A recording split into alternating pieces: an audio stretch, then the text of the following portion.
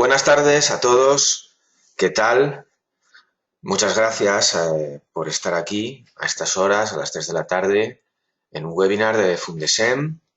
Ya sabéis, hemos estado durante estas últimas 4 semanas, todos los jueves, impartiendo un webinar. Creíamos interesante el poder hacerlo. Creo que ha salido muy bien, que ha funcionado estupendamente las temáticas. La de hoy también va a ser espectacular, seguro. Yo me llamo Luis Ángel, más conocido como Logarcén, estoy en representación de Fundesen para presentar y conducir este webinar y dar paso a nuestro ponente. Hoy vamos a hablar de entorno y empresa, una visión práctica para mejorar la competitividad. Realmente es algo que es muy interesante, es decir, la empresa y su entorno, cómo tiene que reaccionar la empresa al entorno en el que está y cómo poder ser más competitiva en función de lo que sucede a su alrededor. Para hablar de este tema, pues contamos con todo un experto. Contamos con Pablo Milla, vamos a su LinkedIn. A mí siempre me gusta consultar el LinkedIn de la gente para ver qué es lo que nos dicen. Y Pablo Milla actualmente es gerente en el Colegio Oficial de Farmacéuticos de la provincia de Alicante, pero tiene un currículum espectacular. Ha desarrollado su labor profesional durante bastante tiempo en un montón de sectores. Tenéis también su referencia, su currículum en la página en la que os inscribisteis para entrar en este webinar. Y es profesor de Fundesen ya desde el año 2006, incluso aquí con una estupenda recomendación diciendo que ha sido para esta persona uno de sus mejores profesores, con algo que a mí particularmente me gusta mucho, que es que transmite una pasión que motiva a aprender más. Eso es fundamental para cualquier persona de los que estamos intentando enseñar o transmitir un conocimiento al resto. Así que vamos a saludar a Pablo. Pablo, buenas tardes. Hola, hola, buenas tardes, ¿cómo estáis? Pues muy bien, y aquí viendo que la gente se está incorporando, igual deseoso yo y deseosas todas estas personas, todos los que se han apuntado aquí a este webinar, de escucharte. Así que nada, dejo Genial, de soltar el rollo yo, te voy a pasar en la muy presentación bien. a ti, porque estamos con muchas ganas de que nos cuentes. Así que te voy a convertir en presentador de este webinar. Vamos a ver. Hola a todos, Muy bien, ya te entiendo vemos, que ya se ve vemos tu perfecto. pantalla, así que cuando quieras. Venga, Muy bien. adelante. Perfecto, pues empezamos. Bien, mirar, vamos a hablar hoy de entorno económico y empresa y de estrategia competitiva, porque es indisoluble. Se habla mucho de esto, entonces vamos a intentar, bueno, pues ser muy concretos y muy prácticos en lo que es la exposición, ¿vale? Para hablar de estrategia, hay miles de seminarios. Yo creo que hay que tener previamente dos conceptos claros, ¿vale? En primer lugar, el entorno económico en el que nos movemos, ¿vale? Y en segundo lugar, el mercado en el que nos encontramos. Si tenemos claro nuestro entorno y tenemos claro nuestro mercado, entonces podemos planificar una estrategia, ¿vale? Ese va a ser el esquema de la presentación, ¿vale? No va a ser otra. Es decir, fijaros, es primero tener claro el entorno, planificar la estrategia, ¿vale? En función del entorno y dentro del entorno analizar el mercado, ¿vale? Y luego ya organizar la empresa en función de la estrategia. Lógicamente, esto es una conferencia muy ambiciosa, tenemos 30 minutos y hoy nos vamos a quedar en hablar de entorno económico, ¿vale? Es decir, lo único que vamos a tratar en este pequeño seminario es qué tenemos que mirar de nuestro entorno, ¿vale? Y si nos da un poquito de tiempo, pues a lo mejor hablamos un poquito de mercado, ¿vale? Entonces, vamos a hablar de entorno, fijaros. Antes de ello, lo que tenemos que analizar es por qué necesitamos plantearnos una estrategia. Es decir, por qué necesitamos analizar el entorno, el mercado y luego plantear una estrategia. Porque mucha gente habla de esto, claro, lógicamente. Pues mira, yo os lo voy a justificar con un dato práctico, ¿vale? Fijaros, se estima que en Estados Unidos hay más de 1 millón de productos estándar disponibles para ser comprados. En un solo supermercado hay unos 40.000 productos y solo en España cada año se lanzan 54.000 nuevos productos de consumo masivo. Claro, esto encima es mucho más preocupante si leemos esto otro. Hay un dato que preocupa más, que es que una familia cubre sus necesidades con 150 de estos productos. O sea, hay 50.000 productos que no nos sirven para nada, ¿vale? Esto es una estadística del año 2004 hecha por Jack Trout en su libro Trout on Strategy, ¿vale? Claro, dado lo que, bueno, hemos pasado la crisis y toda la película esta, imaginaros que no se lancen 54.000 nuevos productos, sino que se lancen la mitad. Bueno, pues es que da igual, es un auténtico disparate. O sea, es decir, nosotros cubrimos las necesidades con 150 de esos productos. Entonces, hay un montón de productos que pelean por la fidelidad de ese consumidor. El consumidor, lógicamente, deja de ser fiel porque cubre sus necesidades con pocos productos, ¿vale? Y entonces los va rotando, ¿eh? Y los va rotando de marca, los va rotando de tipología de producto, de naturaleza de producto, etcétera, ¿vale? Entonces, por eso necesitamos una estrategia. No por otra cosa, sino para no morir, no ser los que van al cadáver, ¿vale? A ser cadáveres. Os cuento una anécdota de un buen amigo mío, que es un key account muy importante de una compañía de gran consumo, que él me contaba una vez que iba a los clientes y llegaba un momento que el cliente le decía, oye, me has traído, este era del sector bebidas, me has traído el refresco que ha salido, y él decía, ¿el refresco qué? Si no lo sé, ¿ha salido un refresco? Y él mismo, trabajando para su propia empresa, no sabía que su empresa había lanzado un nuevo producto, ¿vale? ¿A qué se debía esto? A la alta rotación de lanzamientos. Es decir, las grandes multinacionales tienen, claro, practican mucho el ensayo y error. Pero pensemos que son las grandes multinacionales, las grandes empresas. Es decir, el emprendedor de a pie no puede practicar mucho el ensayo y error. Porque si hay ensayo y hay error, a lo mejor el error ya no es levantar la cabeza, no es volver a levantar la cabeza, ¿vale? La multinacional, dentro de sus grandes presupuestos, pues bueno, lanza 300 productos, 150 productos en 2 años, y bueno, pues si funcionan 2, cubren parte de la inversión del desarrollo de los otros, pero el emprendedor no. Entonces, todavía está mucho más justificado hablar de estrategia si sois personas que vais a querer dedicaros a emprender o a un proyecto propio, ¿vale? Bien, dicho lo cual, una vez que justificamos que hablar de estrategia es preceptivo, ¿vale? Vamos a hablar de los 2 variables que tenemos que hablar primero, ¿vale? Que es analizar el entorno económico y analizar el mercado, ¿vale? Posteriormente. Vamos a ello, mira. Bien. No nos podemos, lógicamente, entretener mucho en hablar de entorno económico porque el entorno es muy extenso en las disciplinas económicas, pero sí que tenemos que tener unas variables, unas mínimas variables claras, ¿vale? Muy claras, que son las que tienen que, bueno, hacernos a nosotros en nuestra cabeza, pues tomar unas decisiones u otras empresariales. Hace 10 años yo hablaba de esto y le preguntaba a la gente si la inflación griega, o he dicho Grecia porque está muy en boga, pero seguramente no preguntaba por Grecia, pues, o Turquía, o me inventaba cualquier país. Si la inflación o el PIB o el tal podía afectar a España, ¿no? Bueno, pues hace 10 años la gente me miraba un poco con cara de póker y me decía, hombre, ¿por qué nos va a afectar eso, no? Y yo siempre decía que había que analizar todo el entorno, no solo el nuestro, sino el entorno circundante, ¿vale? Porque al final nos podemos contagiar de muchos efectos. Hoy día creo que no hace falta que yo explique si algo que le pase a un griego nos puede afectar a nosotros, porque la respuesta sería unánimemente que sí. Bueno, pues dicho lo cual, lógicamente, y como casi todas estas cosas que pasan suelen ser variables de entorno, vamos a intentar analizar qué es el entorno, ¿vale? Bien, lo primero, el entorno se compone de 2 variables, ¿vale? Uno es el estado y otro que va a aparecer aquí abajo, en este hueco que tenemos en blanco, aquí, en la presentación.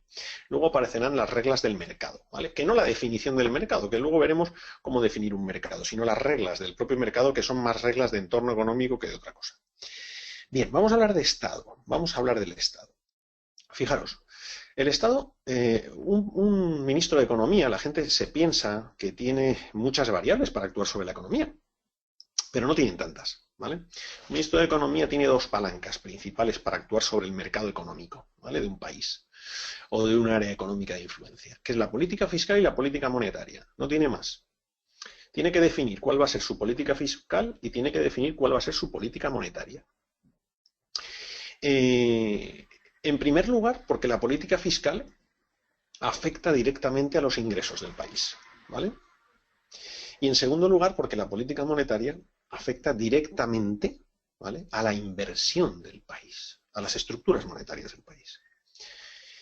Bien, la política fiscal es lógico cómo afecta a los ingresos, es decir, del país, a los ingresos del país, no de las personas, del país.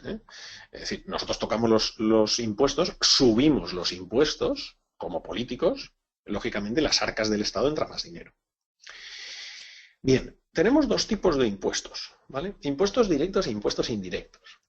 Yo aquí siempre planteo un juego que os planteo, ¿vale? Para que reflexionéis sobre él.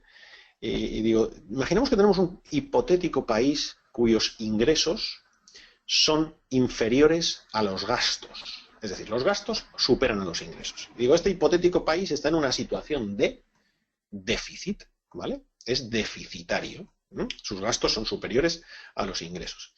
Y entonces yo le planteo siempre a mis alumnos qué soluciones tenemos, ¿no? para corregir una situación de estas. Bien, soluciones, lógicamente, se plantean dos. Atacar directamente el problema de ingresos o atacar directamente el problema de gastos, ¿vale? O, lógicamente, atacar ambos, ¿eh? En los últimos años hemos visto que se atacan ambos, lógicamente. Se practican determinadas medidas que intentan controlar el gasto, pero por otra parte se practican determinadas medidas que intentan tocar los ingresos. Los gastos tienen un momento que hay un límite en los gastos que no se pueden tocar más, porque entonces deja de haber servicios determinados. O sea, es decir, que entonces hay un momento en que los gastos, os lo digo, tanto en un país como en una empresa, hay un momento en que los gastos son los que son. Y lo demás es no tener empresa o no tener país. ¿Vale? Entonces, una vez que llegamos a ese límite, tenemos los ingresos. Y mi pregunta que siempre hago es, bueno, nosotros hemos conocido un país, España, que en los últimos años ha pasado de un IVA del 16% a un 18%, luego ha pasado al 21%, y bueno, ¿por qué no lo seguimos subiendo si tenemos un problema de ingresos? Habitualmente, la respuesta más inmediata que se suele ocurrir a la gente es, hombre, no podemos seguir subiendo los impuestos porque el consumo se frena. Mi siguiente pregunta suele ser, bueno, ¿y cuánto se frena el consumo, no? Si el consumo se frena, ¿cuánto se frena? Entonces empieza un debate, mucho, se frena mucho, se baja mucho el consumo, pero mucho ¿cuánto es? Es decir, no, pues hombre, la gente deja de comprar ropa, deja de comprar casas, deja de comprar, no, se frena. Y entonces hay un momento en el que yo, pues habitualmente cojo a alguien y le digo, oye, vamos a ver, ¿tú tienes hijos? Sí, tengo hijos. Y habitualmente mujer, porque las mujeres son más guerreras para esto, y le digo, y tú sí, vamos a imaginarnos que subimos los impuestos al máximo, ¿vale? Luego hablaremos qué tipos de impuestos, ¿vale? Pero vamos a imaginarnos un impuesto relativo a la leche, ¿vale? Que podría ser el IVA reducido de la leche, lo subimos al 20 y tantos %, o sea, nada de reducido, y a lo bestia, ¿vale? O incluso triplicamos el precio de la leche, ¿vale? Y yo suelo preguntar, ¿le darías leche a tu hijo? La respuesta de una madre siempre es afirmativa, sí, le daría leche a mi hijo. Digo, pero bueno, no puedes comprarla. Digo, no puedo comprarla. Pero me buscaría la vida, siempre me dicen lo mismo. Y eso es lo correcto, ¿vale? Es decir, el problema de los incrementos desmesurados de impuestos no es tanto en cuanto a las frenadas del consumo, las correcciones del consumo, que lógicamente existen, sino en tanto en cuanto que hay un límite en el cual el mercado se busca la vida y acaba accediendo a los productos. El problema es que acaba accediendo a los productos sin tributar. Es decir, aparece una cosa que se llama la evasión de impuestos. Aquí pongo como ejemplo Argentina, porque si hay algún compañero argentino que me está oyendo, pues lógicamente Argentina tiene una presión fiscal elevada y, por ende, una evasión fiscal también elevada, ¿vale? Fijaros, también os pongo aquí un recorte.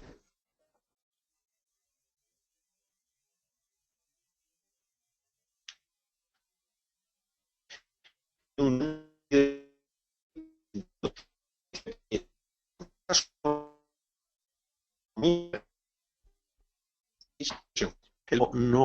no deja de aumentar el IVA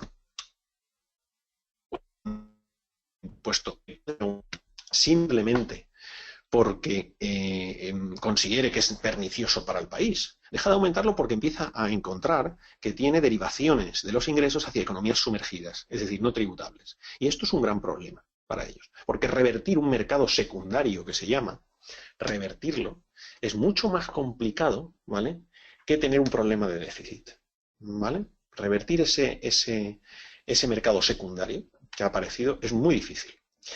Bien, muy a menudo hablamos de impuestos directos e impuestos indirectos y muy a menudo tenemos confusión. O sea, es algo que preguntas habitualmente y siempre hay confusión. Y es algo que tenemos que tener claro. Si no sabemos cómo funcionan los impuestos, difícilmente podremos plantear incluso las estrategias de nuestra propia empresa a los cuales estos impuestos se deben muchas veces, ¿vale?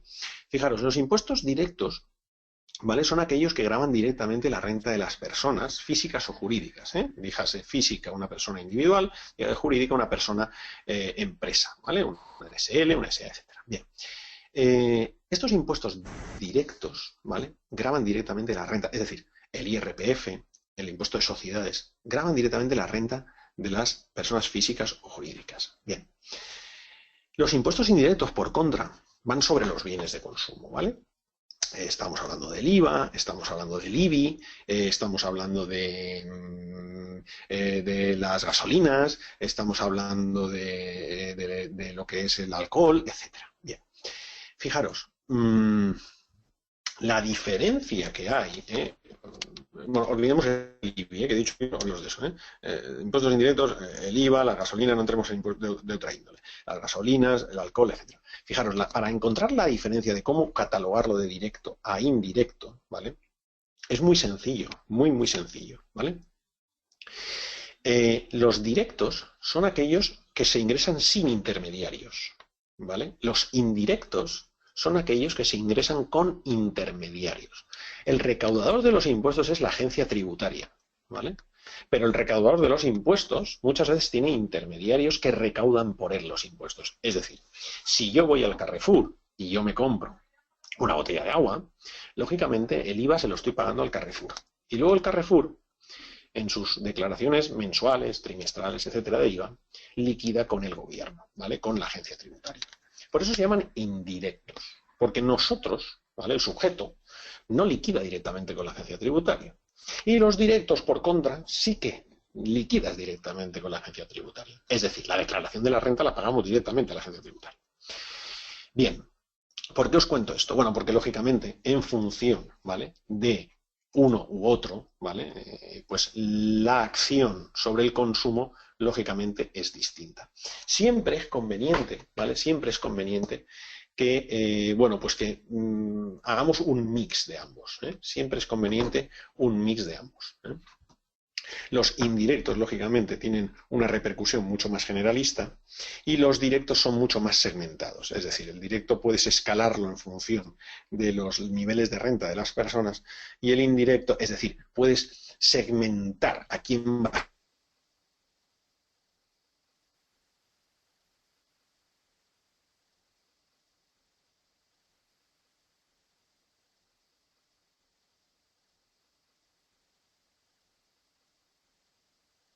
atacar más. Hablar de política monetaria, ¿eh? Porque no podemos entretenernos mucho con un entorno. El entorno lo tenemos que comprender sucintamente y seguir nuestra ruta, nuestra hoja de ruta hacia el planteamiento de la estrategia. Ese es el objetivo. Mira, política monetaria. Lógicamente, la política monetaria lo que busca es la inversión, activar lo que son las estructuras empresariales a nivel de inversión. Yo creo que si os pregunto cómo tocar los tipos de interés para fomentar la inversión, ¿vale?, para que las empresas se endeuden e inviertan, todos me diréis que, lógicamente, los tipos de interés lo que hay que hacer es siempre bajarlos para que las empresas inviertan. Bien, os hago la misma pregunta que con los impuestos. ¿Cuánto hay que bajar los tipos de interés? ¿Cuánto tenemos que bajarlos? Si realmente fomentamos la inversión. Es decir, si cuanto más bajos son, más fomentamos la inversión, bueno, pues entonces queda claro que si los meto en el cero, pues mucho mejor, porque entonces más fomentaremos la inversión. Bien, claro, aquí volvemos a tener otro problema.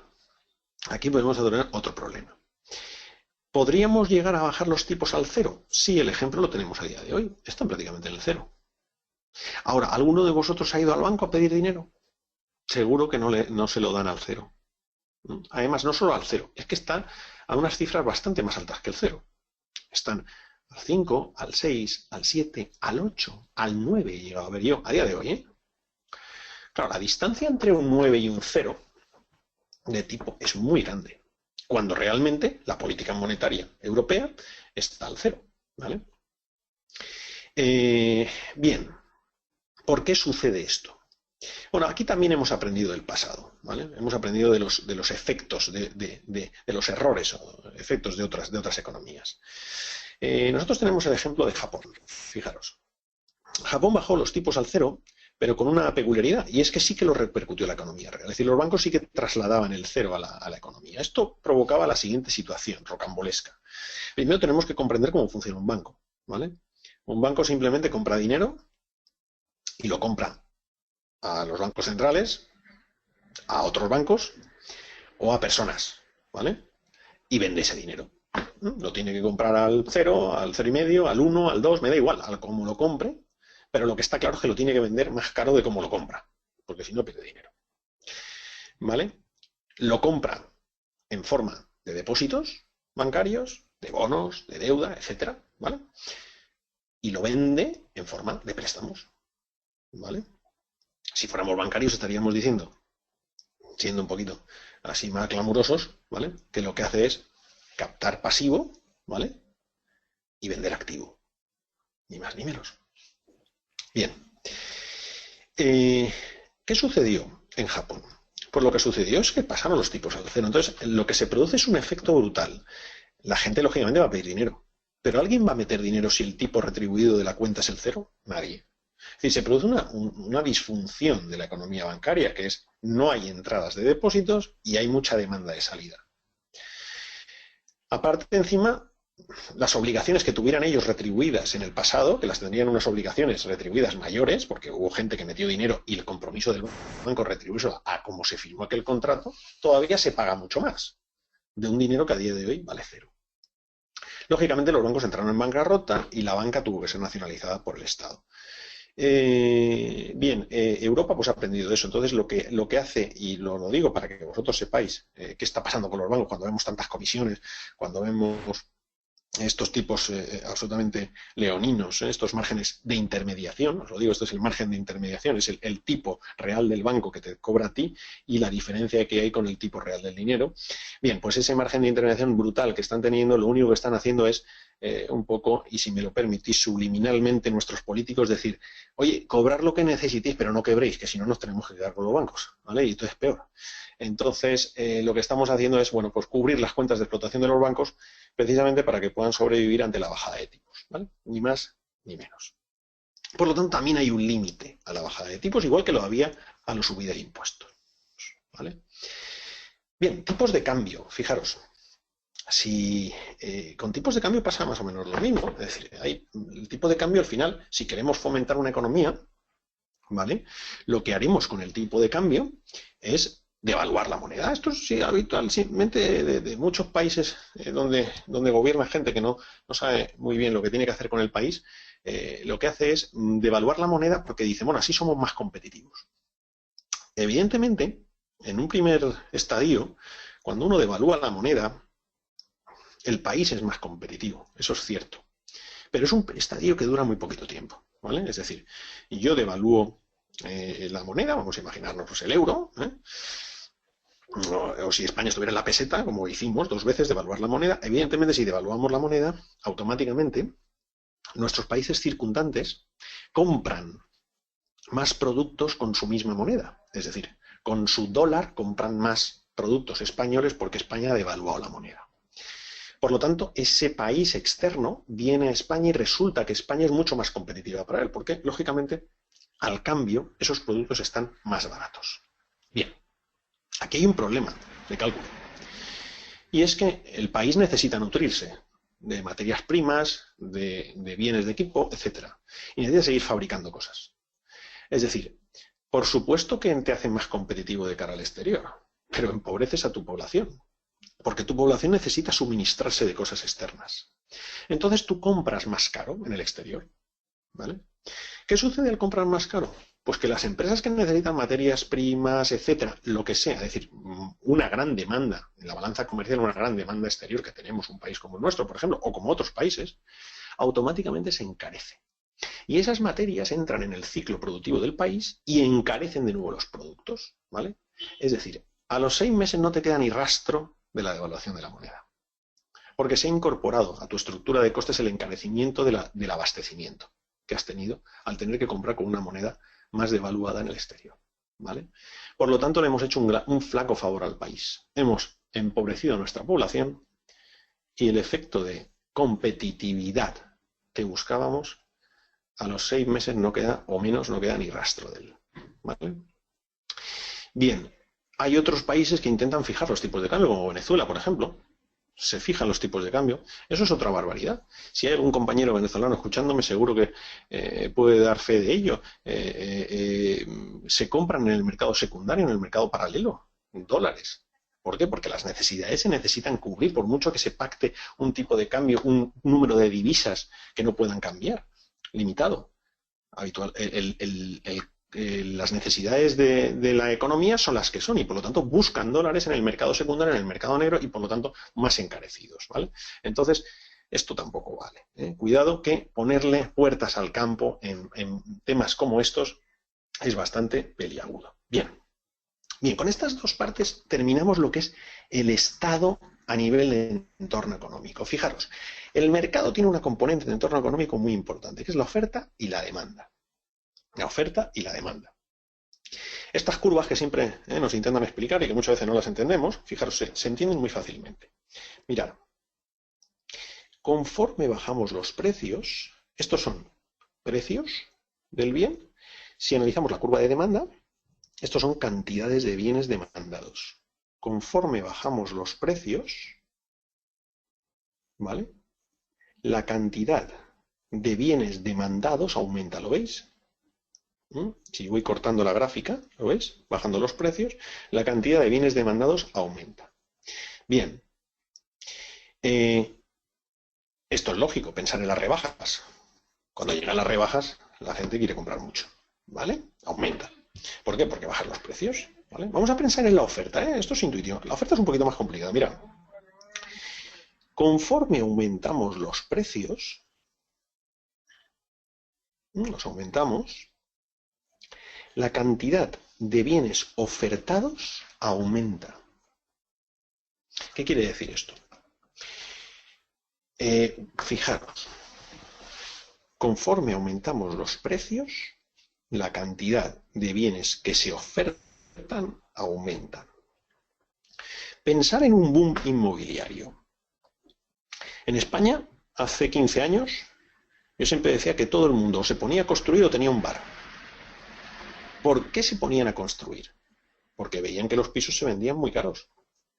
Todo el mundo en ese ascenso de precios piensa que en ese mercado se va a ganar mucho dinero. Entonces, cuanto más aumenten los precios en un mercado, más gente se mete a ofertar producto, ¿vale? Bien, el punto donde la oferta y la demanda se intersectan es donde se produce el intercambio del bien o servicio, es decir, donde hay un acuerdo, ¿vale? Luego tenemos diferentes juegos mercantiles por los cuales mucha gente ha interpretado estas curvas y ha sabido sacar partido de ellas. Fijaros, imaginaros que, por ejemplo, este caso, ¿vale? Un hotel. Un hotel tiene la curva de oferta fija, ¿vale? Yo habitualmente pregunto que por qué, que cuándo se bebe más agua natural, si en verano o en invierno. Y todo el mundo me dice, más agua embotellada se bebe en verano, lógicamente. Y refrescos en verano, ¿vale? Y entonces yo pregunto, ¿cuánto vale una habitación de hotel en invierno? En la zona, por ejemplo, en Ibiza. Me dicen un precio, 100 euros.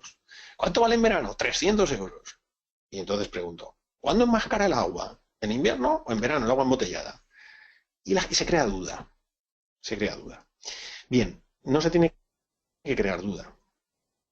Habitualmente, muchas veces me responden, hombre, es que hay más demanda en verano que en invierno. Y empezamos a analizar todo este problema que yo os he planteado desde el punto de vista de la demanda. Eso es un error. Este problema que yo os he planteado se tiene que analizar desde el punto de vista de la oferta, ¿vale? No es un problema de demanda, es un problema de oferta. Un hotel y un agua embotellada se comportan igual en demanda, ¿vale? Pero no se comportan igual en oferta, ¿vale?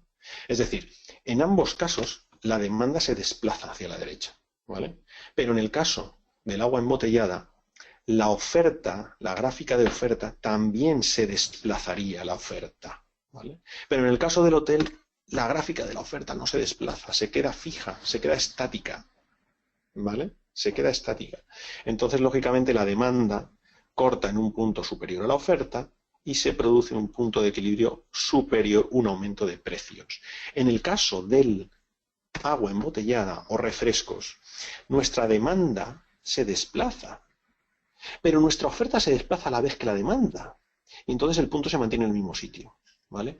¿Por qué sucede esto? Porque la oferta se estoca, se almacena. El agua embotellada se almacena en época de menos producción, ¿vale? Es muy típico el anuncio este que estáis viendo en televisión de la cerveza Radler, esta de hemos fabricado no sé cuántos pentatrillones. Bueno, pues es un anuncio, pero realmente tienen razón, es decir, se fabrica con antelación para poder suministrar en el pico de demanda y desplazarse la oferta a la vez que la demanda y no tocar los precios, ¿vale? Hay gente que ha manipulado esta situación, ¿vale? Que ha sabido manipularla.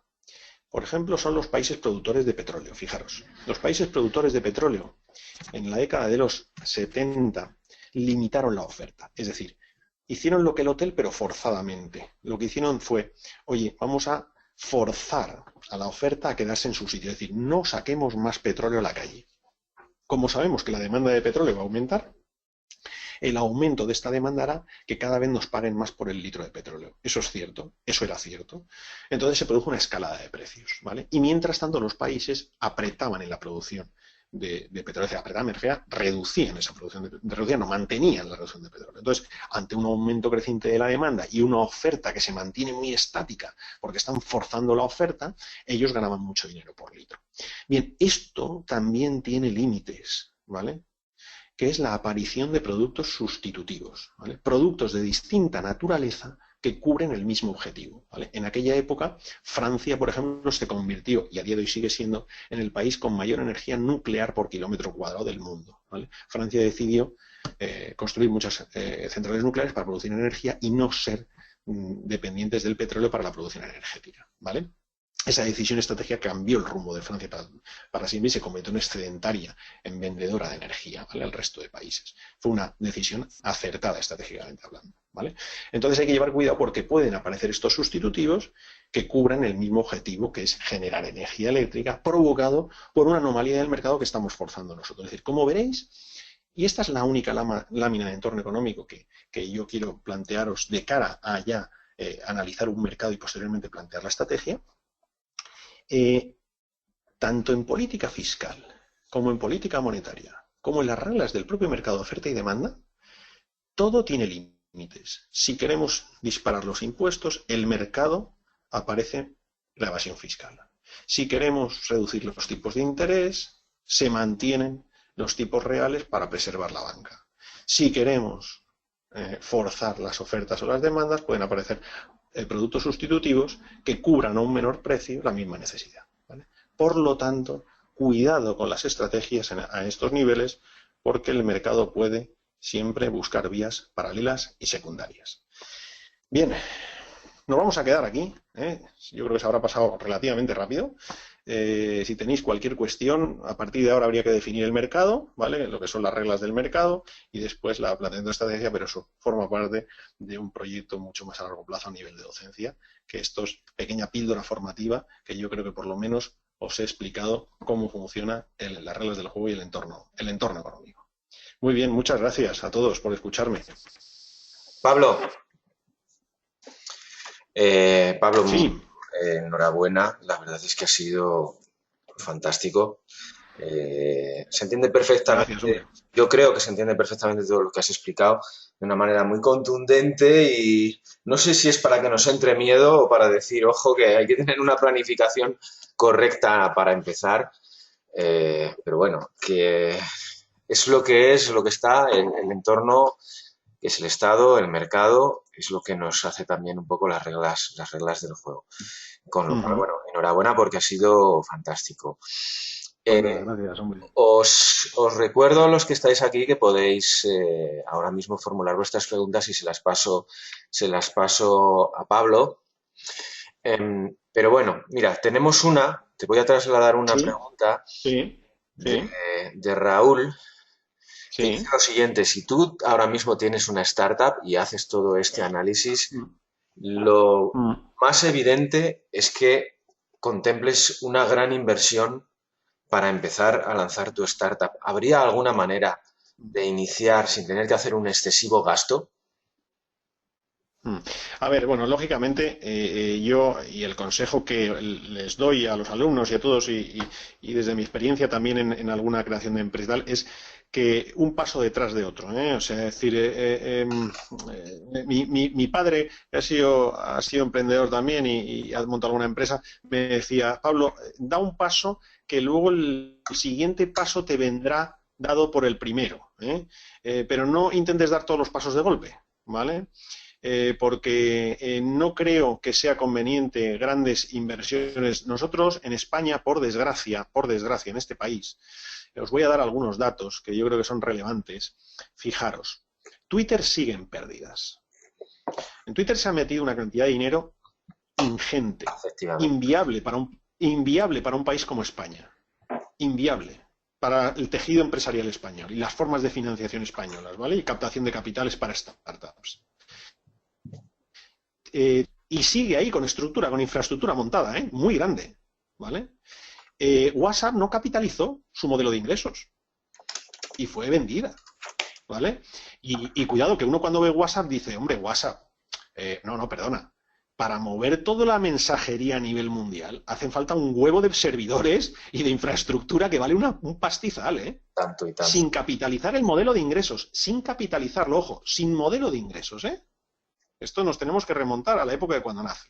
Pero ya tenías montados los servidores. ¿Quién da todo ese dinero? Bien, es que esas son las estructuras que nosotros carecemos de ellas en España. Entonces, mi respuesta a este emprendedor tiene que estar condicionada por las estructuras que tenemos en España. En España es muy difícil levantar la cantidad de capitales y de inversión que levanta el mundo anglosajón sin esperar nada a cambio. El mundo anglosajón acepta mucho mejor que el mundo latino y occidental y europeo, mucho mejor el no retorno de capitales en el plazo corto, ¿vale? Es decir, se invierte más en cosas sin esperar nada a cambio. En España no se hace eso. En España, el que te da 50.000 euros te está diciendo, bueno, ¿y aquí cuánto vamos a ganar? Eso es muy complicado. Eso te crea una presión y una sensación de desasosiego que es muy negativa para el emprendedor, ¿vale? El emprendedor tiene que emprender, ir paso a paso y con tranquilidad. Si la presión de levantar grandes inversiones es absolutamente inasumible por la presión que genera la toma de decisiones, vamos abocados al fracaso más absoluto. Las grandes inversiones tienen que estar absolutamente condicionadas a que eso son inversiones a largo plazo y que ya veremos cuándo las capitalizamos. Esto a día de hoy, este tejido no está preparado y por lo tanto yo lo que os recomiendo es que cuando hagáis una startup, poquito a poquito, busquéis financiaciones como crowdfundings, como vender poco a poco, pues si tenéis que sacar un portfolio de 40 artículos, pues sacáis dos, si tenéis que pensar en 30 servicios, pensáis en uno y que un paso os vaya llevando al otro, pero no os metáis en fregados porque creo que nuestro tejido no tiene esa preparación que tiene el anglosajón, por ejemplo, ¿vale? Exacto. Al hilo de esto acaba de comentar Ana, entonces lo que puede suceder es que las actuales políticas fiscales no están adaptadas a los nuevos modelos de ingresos y nuevos modelos de negocio, especialmente los de Internet. Claro, no, es que realmente lo que no tenemos no tenemos un tejido, en este caso, no tenemos un sector se habla mucho de emprendedurismo, pero se habla como el que habla de filosofía. Es decir, está muy bien hablar de emprendedurismo, pero el emprendedurismo se genera en la práctica. Entonces, no necesitamos hablar de emprendedurismo, necesitamos levantar capitales y montar un Facebook y montar un... ¿Cómo se ha montado Facebook? ¿Cómo se ha montado Google? Pues perdiendo prácticamente la posesión de la empresa a los propios fundadores.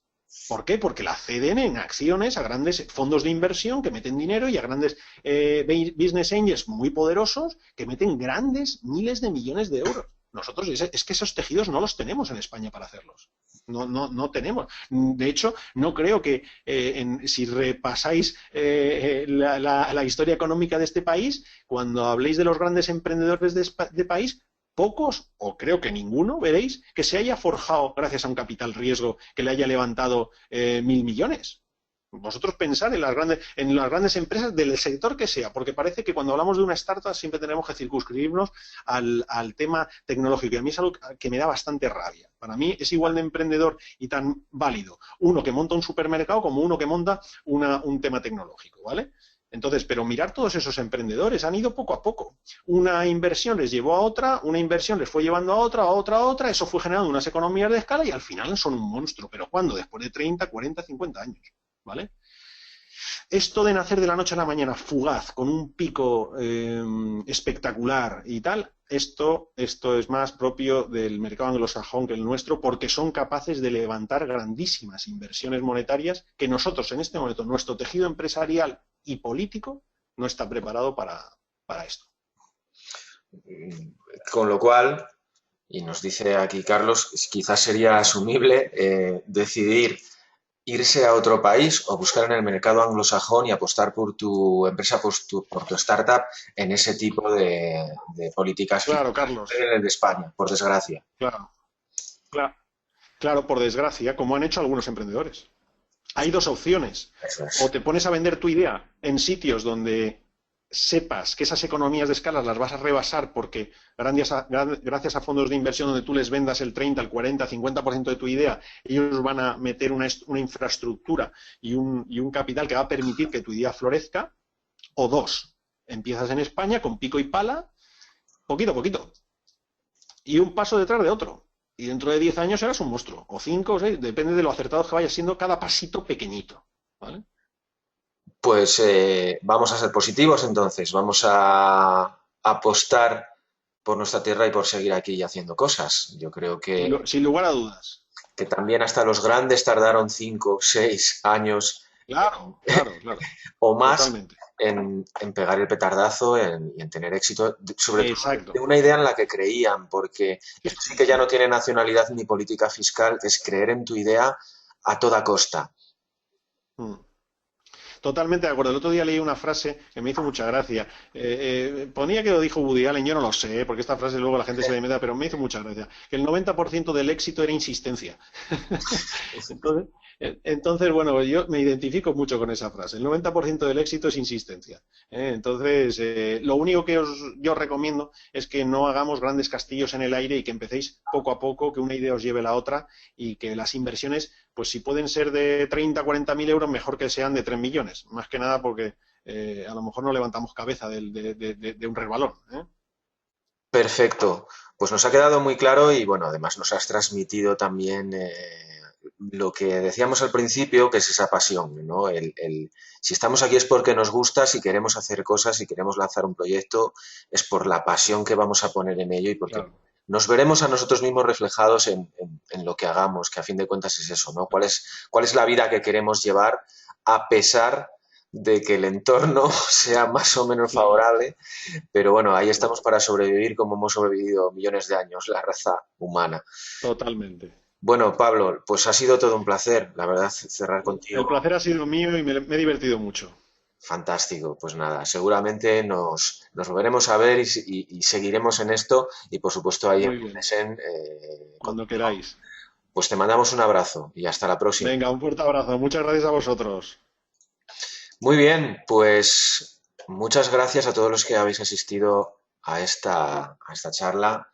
Recojo aquí en las preguntas, gracias, ha sido muy clarificador, buena clase. Pablo Milla es impresionante. Bueno, pues esto es lo que esperábamos, que estos webinars, este en concreto y los otros tres anteriores, hayan servido pues para inspirar, para informar, para ubicarnos en un entorno que es el de las empresas, que no es un juego, pero que tiene también mucho de pasión, de ilusión, de alegría y de apostar por uno mismo y de tener un poco de cabeza y pensar las cosas y desarrollarlas. Pues estos han sido los 4 webinars de Fundesem. Ha sido una experiencia muy bonita, tanto por mi parte como para toda la gente de Fundesem, y espero que vosotros también, los que os hayáis apuntado pues a este webinar y si habéis asistido a alguno anteriormente, también os hayan gustado. Sí habrá grabaciones, me están preguntando aquí que las grabaciones están. Fundesem, bueno, pues probablemente las pueda subir a YouTube, hará algún tipo de acción con ello. En todo caso, Fundesem se pondrá en contacto con vosotros en el futuro, con mucho respeto de que hayáis dado vuestro correo electrónico, por supuesto, para informaros de cosas relevantes, de algunas acciones o incluso de las grabaciones cuando estén disponibles. Y nada, que muchas gracias a todos, que ha sido una experiencia estupenda estos 4 webinars en este verano. Fundesem seguramente seguirá con su estilo, con su línea de innovación, pues buscando nuevas maneras de transmitir información, conocimiento de valor, de utilidad, sobre todo para personas como vosotros que estáis interesados por estos temas. Es muy buena iniciativa, efectivamente, me dice aquí Albert, y seguiremos con las buenas iniciativas. Muchas gracias a todos.